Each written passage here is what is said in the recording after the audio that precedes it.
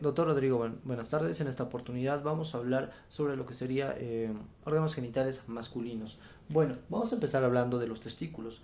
La situación de los testículos, ¿dónde se encuentran? Se encuentran ubicados en el escroto, inferiormente al pene. Estos anteriormente se encontraban en la espalda, en lo que sería al costado de la columna vertebral, a la altura de los riñones. Y estos fueron descendiendo, atravesando el conducto inguinal, perforando el anillo superficial del conducto inguinal y ubicándose donde ahora se encuentran. Bueno, los testículos van a tener un peso de 20 gramos y este va a tener las siguientes medidas. Va a medir longitudinalmente de 5 a 4 centímetros y una altura de 3 centímetros. La altura se va a medir de un borde hacia el otro. Luego va a tener un grosor de 2,5 centímetros. Bueno, los testículos van a presentar dos caras, una medial y una lateral.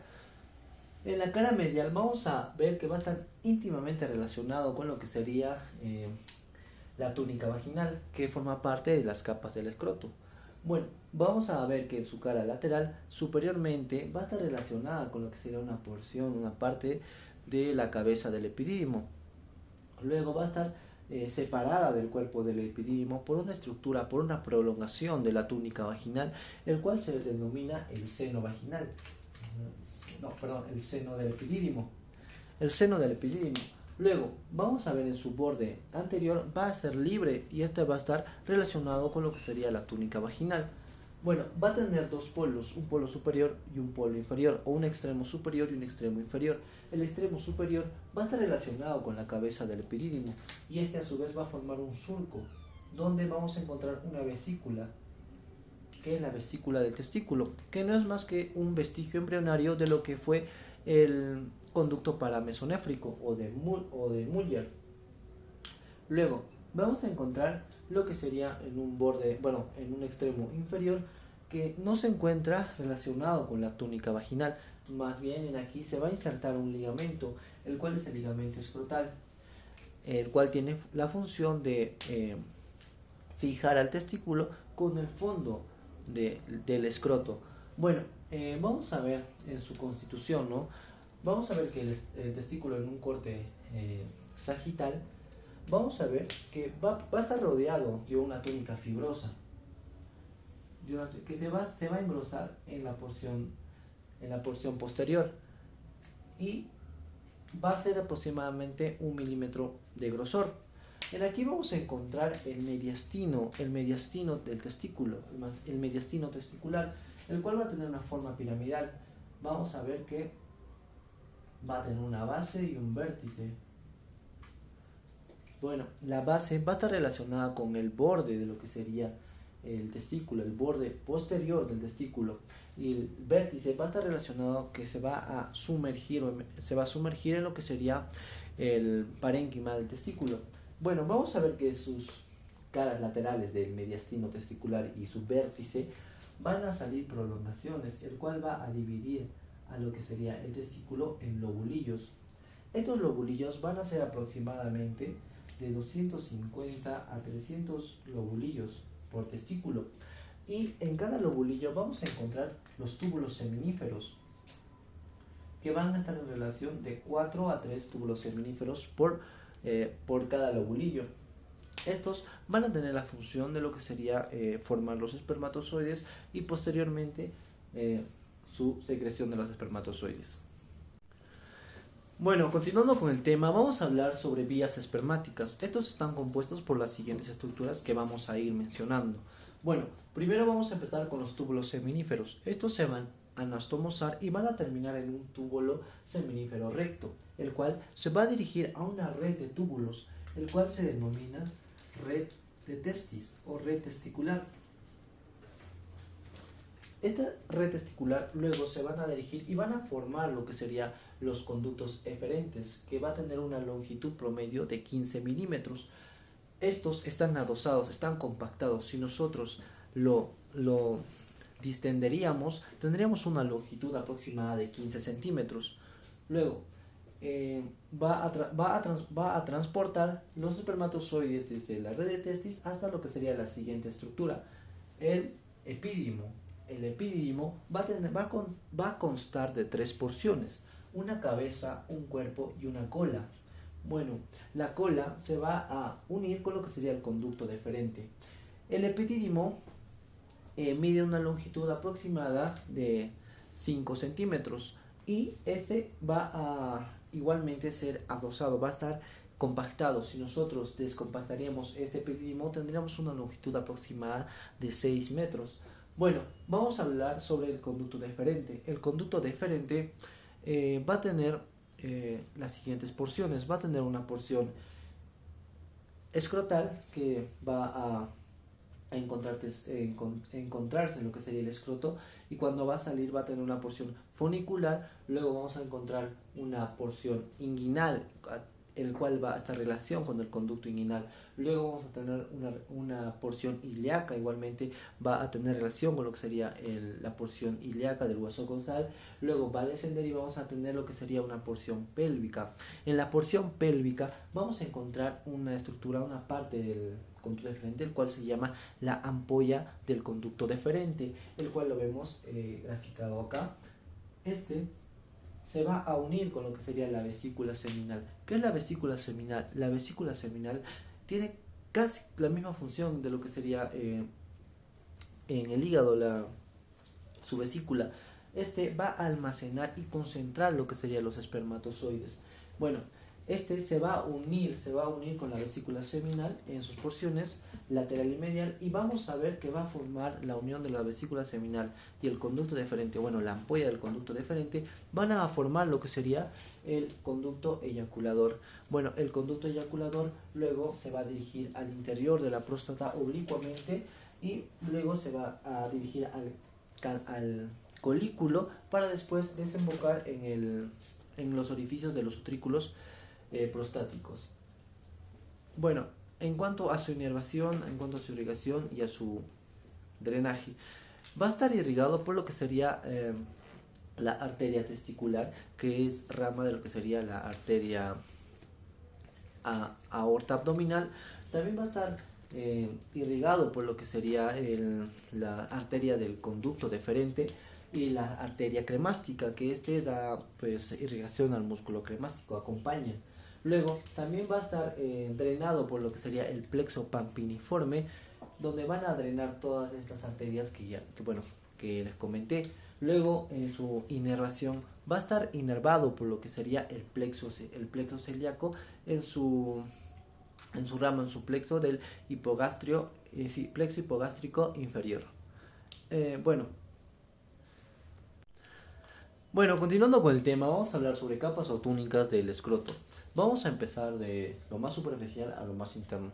Pero antes, recordarles que el escroto anteriormente se ubicaba en lo que sería a los costados de la columna vertebral, a la altura más o menos de los riñones. Estos, al migrar al escroto, van a llevarse consigo las diferentes capas de lo que sería la región anteroabdominal del abdomen.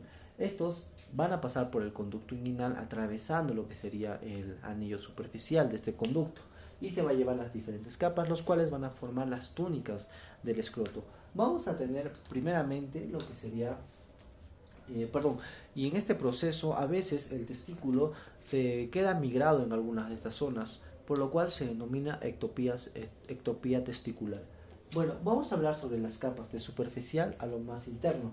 Aquí, como vemos, este sería el testículo y el de más arriba va a ser el epidídimo. Bueno, vamos a primero hablar sobre la piel. La piel va a envolver el escroto, va a ser la capa más superficial de lo que sería el escroto. Bueno, luego vamos a tener como tal el dartos o músculo dartos.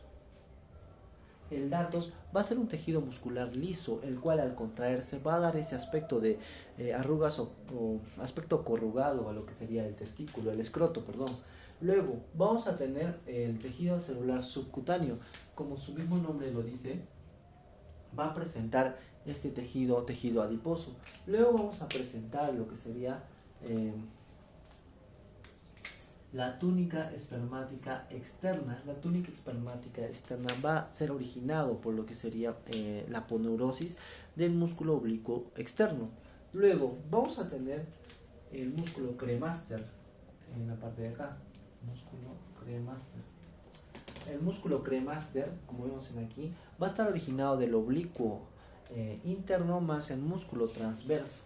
Luego vamos a tener lo que sería la túnica espermática interna. Este va a estar originado por lo que sería la fascia transversalis. Luego vamos a tener la túnica vaginal. La túnica vaginal, que va a ser la de acá, va a ser originado por lo que sería el peritoneo, y como sabemos el peritoneo tiene una capa parietal y una capa visceral. Lo mismo va a suceder, como vemos en acá se va a desprender del peritoneo, pero va a formar las dos capas. Va a tener una capa visceral y una capa parietal, que va a estar adosado con lo que sería la túnica espermática interna. La capa visceral va a envolver a lo que sería el escroto, el testículo como tal, y parte de lo que sería la cabeza, la cabeza, cuerpo y cola de lo que sería el epidídimo superiormente. Luego vamos a tener, como les dije, su capa parietal. Vamos a hablar de sus arterias, de su drenaje y la inervación. La arteria va a estar irrigado por lo que sería superficialmente y profunda. La arteria superficial que va a inervar lo que sería la piel, el músculo dartos, va a ser por la arteria pudenda externa, que es rama de la arteria femoral y de la arteria perineal. Luego vamos a tener más profundo a lo que serían las arterias que van a irrigar lo que sería el músculo cremaster, que serían las arterias cremastéricas, que esta va a ser rama de lo que sería la arteria epigástrica inferior. Luego vamos a tener el drenaje como tal. Vamos a ver que las superficiales van a drenar en lo que sería la safaena mayor, y las profundas van a drenar en lo que sería el plexo venoso. Luego tenemos lo que sería la inervación. El músculo cremaster va a estar inervado por lo que sería el nervio ilioinguinal y genitofemoral, y lo que sería el escroto como tal va a estar irrigado por los nervios perineal, que va a ser unas ramas superficial y externa de lo que sería el nervio pudendo. Eso sería en cuanto a capas y túnicas del escroto. Bueno, continuando con el tema, vamos a hablar sobre el pene. El pene va a ser el órgano eréctil masculino. El órgano eréctil masculino va a presentar las siguientes porciones. Vamos a tener una porción primero por el glande. Luego vamos a tener el cuello del glande, que se va a continuar con la raíz. Pero antes vamos a encontrar un pliegue, o bueno, un frenillo, el frenillo prepucial, el cual va a estar unido a lo que sería la piel que cubre la raíz, y va a formar un repliegue, el cual se le llama el prepucio, que lo vamos a dibujar por acá. Este prepucio va a cubrir lo que sería, no en su totalidad, sino parcialmente al glande. El glande va a estar formado también por lo que sería una base, al cual se le denomina corona del glande. Y superiormente, pues por el meato, va a formar el meato urinario externo. Luego vamos a tener que el pene va a tener estructuras eréctiles, las cuales van a estar conformadas por lo siguiente: por el glande, que ya lo mencionamos. Luego por el cuerpo cavernoso. Este cuerpo cavernoso va a estar conformado por trabéculas, las cuales se van a llenar de sangre y van a dar ese aspecto eréctil al pene. Luego vamos a tener el cuerpo esponjoso. Por el cuerpo esponjoso es por donde van a pasar lo que sería la orina, como el semen. Luego vamos a tener el cuerpo esponjoso, va a tener un bulbo esponjoso y va a tener un músculo, el músculo bulbo esponjoso. Bueno, en la cara dorsal vamos a tener las venas y arterias dorsales del pene, y en su cara profunda en su cara profunda vamos a tener lo que sería el cuerpo esponjoso, y tanto como la uretra masculina. Bueno, vamos a hablar de sus capas. Vamos a presenciar que tiene primero superficialmente interior, vamos a tener la piel. Luego vamos a tener el dartos, que es como les dije, es un tejido muscular liso. Luego vamos a tener el tejido celular subcutáneo. Y para culminar en lo que sería el tejido, la túnica espermática interna. Como vemos en acá, estos dos sería el cuerpo cavernoso, y inferiormente tendríamos lo que sería el cuerpo esponjoso. Bueno, por las arterias va a estar irrigado superficial y profunda. Va a estar irrigado por las arterias superficial, por la pudenda externa, y en la profunda va a estar irrigado por la arteria pudenda interna. Luego también por las arterias cavernosas, arterias del bulbo, arterias ureterales y arterias dorsales del pene, como les dije. Vamos a tener en su drenaje, vamos a tener lo que sería, va a formar plexos venosos en lo que sería la vena superficial, va a drenar también en la safaena mayor y en los plexos venosos, y estos van a desembocar en lo que sería el plexo prostático. Va a estar inervado por lo que sería el nervio genitofemoral y a la vez por el plexo hipogástrico inferior.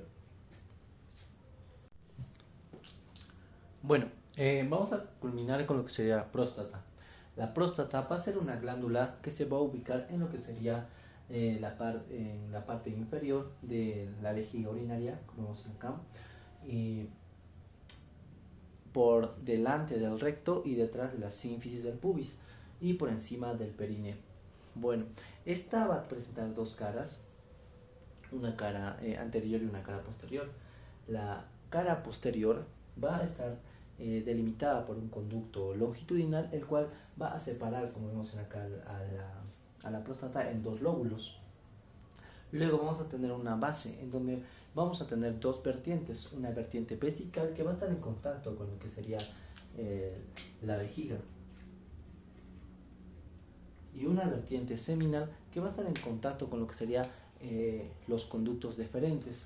Bueno, luego vamos a tener un vértice en donde van a discurrir tanto la orina como el líquido seminal. Bueno, ¿cuál es la función de la próstata como tal? La próstata va a drenar o va a segregar líquido prostático. Este líquido prostático va a ayudar a que pues el espermatozoide fluya a través de este líquido y para el acto de la copulación. Bueno, en cuanto a la próstata, va a tener arterias y va a estar irrigado por la arteria vesical inferior y rectal media, que son ramas de las arterias prostáticas. En cuanto a las venas, se va a drenar en lo que es el plexo venoso prostático anterior y lateral, y el plexo seminal que va a estar drenado en la parte posterior. Estos plexos van a desembocar en lo que serían las venas vesicales, y esta va a desembocar en lo que sería la vena ilíaca interna. En cuanto a su inervación, vamos a tener que va a estar inervado por lo que sería el nervio hipogástrico, el nervio del plexo hipogástrico inferior.